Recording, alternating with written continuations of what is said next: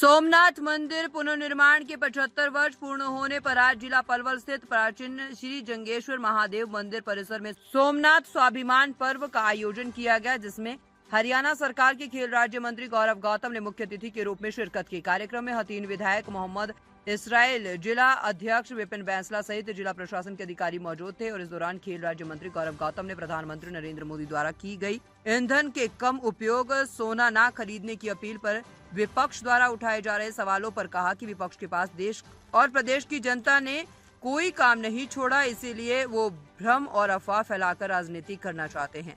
उन्होंने कांग्रेस नेताओं को नसीहत देते हुए कहा है कि वो हमारे नेताओं की चरण वंदना छोड़कर अपने झंडे पर राजनीति करे या फिर देश के विकास में हमारे साथ आए। खेल राज्य मंत्री गौरव गौतम ने कहा है कि सोमनाथ स्वाभिमान पर्व भारत की उस अटूट आस्था, सांस्कृतिक चेतना और आत्मसम्मान का प्रतीक है जिसने हजारों वर्षों की चुनौतियों, संघर्षों और आक्रमणों के बावजूद अपनी सांस्कृतिक पहचान को सदैव जीवंत बनाए रखा। उन्होंने कहा है कि ये आयोजन केवल एक धार्मिक कार्यक्रम नहीं बल्कि भारतीय संस्कृति, परंपरा और राष्ट्र गौरव का संदेश देने वाला ऐतिहासिक पर्व है। उन्होंने कहा है कि इस आयोजन का उद्देश्य भारतीय संस्कृति, आस्था और गौरवशाली विरासत के प्रति लोगों में जागरूकता एवं सम्मान की भावना को और अधिक सुदृढ़ करना है। देश की सांस्कृतिक विरासत, सनातन परंपराओं तथा सोमनाथ मंदिर के गौरवशाली इतिहास से नई पीढ़ी जोड़ना है। गौरव गौतम ने कहा है कि सनातन संस्कृति वासुदेव कुटुंबकम का संदेश देती है, जिसका अर्थ है कि पूरी पृथ्वी एक परिवार है। सनातन संस्कृति विश्व स्तर पर एकता, करुणा और समावेशिता की भावना को बढ़ावा देती है। उन्होंने कहा है कि प्रधानमंत्री नरेंद्र मोदी ने सनातन संस्कृति से लेकर देश को टेक्नोलॉजी के क्षेत्र में आगे बढ़ाने का कार्य किया है। प्रधानमंत्री नरेंद्र मोदी के कुशल नेतृत्व में देश की सेनाओं को सशक्त बनाया गया है। उन्होंने कहा है कि भाजपा सरकार ने सनातन संस्कृति को आगे बढ़ाने के लिए अयोध्या में राम मंदिर का निर्माण करवाया, सोमनाथ मंदिर का जीर्णोद्धार किया गया, बाबा काशी विश्वनाथ मंदिर और उज्जैन में महाकाल कॉरिडोर निर्माण कार्य किया गया। श्रद्धा, भक्ति और संस्कृति से ओतप्रोत ये कार्यक्रम पूरे देश भर में बल्कि दुनिया के अलग अलग कोनों में आज इस सोमनाथ अमृत महोत्सव का आनंद लेने के लिए जहां भी इस देश में सभी ज्योतिर्लिंग हो या भगवान शिव के मंदिर हो, वहां पर इसका भव्य और दिव्य कार्यक्रम आज ऑर्गेनाइज किया जा रहा है। आज उसी के नियमित हम लोग भी आज भगवान सोमनाथ जी के दर्शन करने का सौभाग्य भी प्राप्त होगा और आज हमें से पलवल की ऐसी पवित्र जगह पर जहां से पलवल को जाना जाता है, जहां से पलवल को माना जाता है, ऐसा जंगेश्वर महादेव जी का आशीर्वाद लेने के लिए भी आज हम सभी श्रद्धालु आज यहाँ पर उपस्थित हुए। मुझे इस बात को कहते हुए बड़ा गर्व होता है कि हम जिस सनातन संस्कृति की बात करते हैं वो सनातन संस्कृति जो वसुधैव कुटुंबकम की बात करती है, सर्वे भवन्तु सुखना की बात करती है और इस देश के प्रधानमंत्री ने सनातन संस्कृति से लेकर देश की टेक्नोलॉजी तक, देश की टेक्नोलॉजी से लेकर देश की सेनाओं तक सब चीजों को विकसित करने का काम इस देश के प्रधानमंत्री ने किया है। इस बात का हमें गर्व है। साथियों, बहुत सी संस्कृति जो हमारे भारत की आत्मा है, भारत की जान है, भगवान श्री राम का मंदिर कितनी पीढ़ियां चली गई, 550 साल बाद अगर कोई बनाने का काम किया तो इस सरकार ने नरेंद्र मोदी जी के नेतृत्व में हुआ। आज सोमनाथ का मंदिर का जीर्णोद्धार हो, चाहे बाबा काशी विश्वनाथ में कॉरिडोर बनना हो, चाहे उज्जैन महाकाल का कॉरिडोर बनना हो और भविष्य में भगवान बांके बिहारी लाल का भी कॉरिडोर बनने का काम जरूर जल्दी ही शुरू होगा।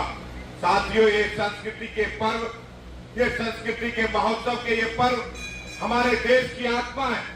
ये देश को, दुनिया इस बात को देख रही है कि भारत ही एक ऐसा देश है जो सनातन संस्कृति के माध्यम से दुनिया में शांति स्थापित कर सकता है, दुनिया को एक अच्छे रास्ते पर ले सकता है, क्योंकि जहां पर भगवान का आशीर्वाद रहता है, वहां पर जहां पर भक्ति रहती है, मैं ऐसा मानता हूं कि वहां पर शांति, सुख और समृद्धि जरूर आती है।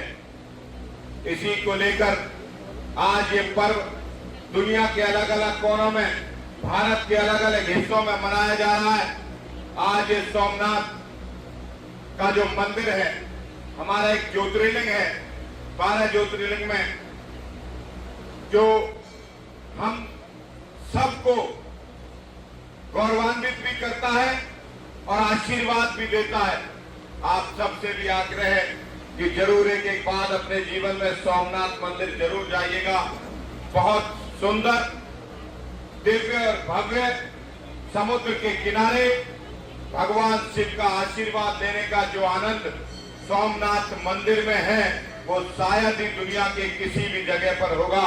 यही आज का ये पर्व, हम सब इस दिन सभी श्रद्धालु आज के दिन इस पर्व का आनंद ले रहे हैं और इस पर्व को एक महोत्सव के रूप में जब जब हमारे इस प्रकार के मंदिरों का महोत्सव मनाया जाएगा, वो एक शांति का प्रतीक होगा, समाज में एकता का प्रतीक होगा, दुनिया में एक अलग प्रकार का नेतृत्व करता हुआ प्रतीक हमारे ऐसे महोत्सव हैं। आप सबका आज इस सोमनाथ अमृत महोत्सव के इस कार्यक्रम में हार्दिक स्वागत और अभिनंदन करता हूं। आज सोमनाथ स्वाभिमान पर्व, सोमनाथ मंदिर के जीर्णोद्धार के 75 वर्ष पूरे हुए हैं। आज आपका ये पर्व पूरे देश में धूमधाम से, भगवान शिव का आशीर्वाद पूरे देश पर कि पूरा देश, हर प्रदेश तरक्की, कल्याण, विकास और सौहार्दपूर्ण तरीके से आगे बढ़े, भगवान शिव से यही आज सबने मिलकर प्रार्थना की है। इस सोमनाथ स्वाभिमान पर्व पर और आज देश के प्रधानमंत्री नरेंद्र मोदी जी ने हम सब का मार्गदर्शन, संबोधन, किस प्रकार से सोमनाथ मंदिर का इतिहास, समुद्र के किनारे बसा हुआ है भगवान सोमनाथ का मंदिर, हम सबको प्रेरणा देने का काम करता है। भगवान भोलेनाथ हम सब पर आज के दिन कृपा करें, यही आज हमारी प्रार्थना है। बहुत ही दिव्य और भव्य आज का ये कार्यक्रम हमारे पलवल के प्रशासन के लोगों ने, मैं उनका आभार व्यक्त करता हूँ।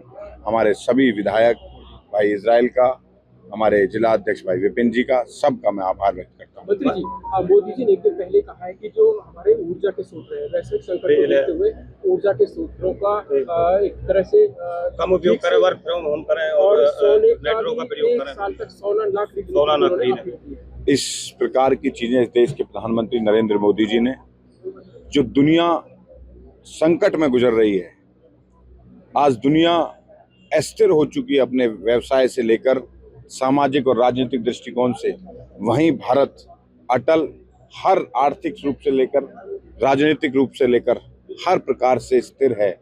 कहीं कुछ कमियां हैं जहां पर बहुत बड़ा युद्ध आप सबके ध्यान में है, ईरान और अमेरिका का चल रहा है। पूरा देश, पश्चिमी देश, पूरे अर्थव्यवस्था से लेकर हर चीज से अस्थिर हो गए हैं। लेकिन वो कुछ चीजें जो सीधा वहां से आती थी, ईरान हमारा तेल आता था, अब वो हमें दूसरी जगह से आता है, वो थोड़ा घूम कर आता है।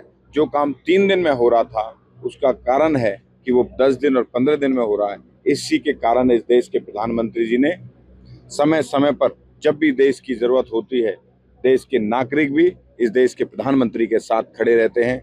चाहे उन्होंने कोरोना के समय पर अपील करी हो, चाहे इस देश के पूर्व प्रधानमंत्री रहे लाल बहादुर शास्त्री ने देश में अन्न छोड़ने की बात करी हो। ये देश संवेदनशील है, ये देश अपने लोगों के साथ खड़ा हुआ इस बात को समझता है। लेकिन विपक्ष का तो कहना है कि नाकामी है। विपक्ष पे कोई काम नहीं है। इस भारत की जनता ने, इस प्रदेश की जनता ने उनको घर बिठाने का काम किया है और झूठे और अफवाह फैलाकर, भ्रम फैलाकर इस देश में राजनीति करना चाहते हैं। ये देश के लोग उन्हें नहीं चलने देंगे और उनकी हालात इतने बुरे हो चुके हैं कि मैं तो कुछ दिन पहले देख रहा था कांग्रेस के लोग, मैं तो कह रहा हूं कांग्रेस के झंडे पर राजनीति करो, लेकिन हमारे नेताओं की चरण वंदना कर रहे हैं। तो मैं तो ये कहता हूं कि आइए आप सब भी भारतीय जनता पार्टी के साथ मिलकर विकास की गति में आप भी साथ दीजिए, आगे बढ़िए, हम उनको निमंत्रण देते हैं। लेकिन देश ऐसे संकट पे हो, दुनिया संकट में है, जब भारत गुजर रहा है, तो मुझे लगता है सोचना चाहिए। बंगाल में पहली बार सरकार बनी बीजेपी की। बहुत ऐतिहासिक चुनाव होंगे, भारतीय जनता पार्टी की सभी निकाय चुनाव में विजयी होगी और ऐतिहासिक विजय होगी।